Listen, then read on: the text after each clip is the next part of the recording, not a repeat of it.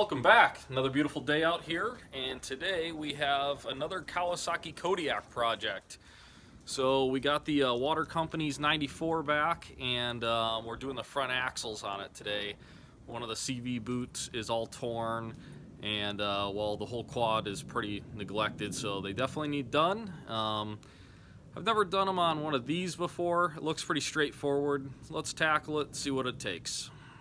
So like I said, the CV boot is super torn on this side, and the bottom one doesn't look too bad on this side. The other side, it's pretty dry rotted, but as you can see, this thing's kind of a little rusty.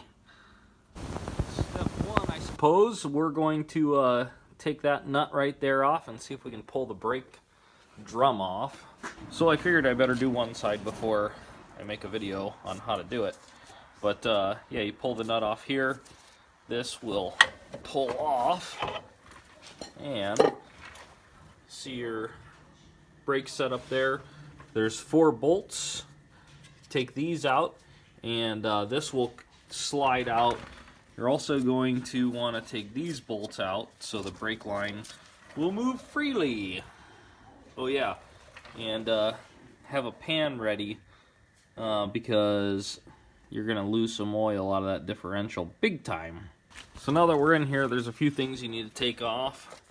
And bracket for the brake, this nut down here, the nut that goes through there, and there's going to be cotter pins and all those. And from there, we can, oh, also the shock. And it conveniently, you just put that thing out of the way. From here, we can pop this off.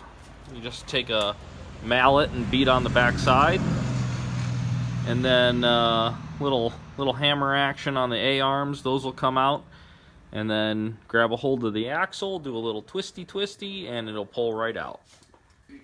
So now that you have the brake out of the way, this is what you're looking at, and this little hammer here, little hammer there, will separate that right out. So you take your new axle and slide it right on in there. Yep, and put it back together just like it came apart. So hopefully that helped you. A little easy how-to on how to do the axles on an ATV. They're pretty much all the same.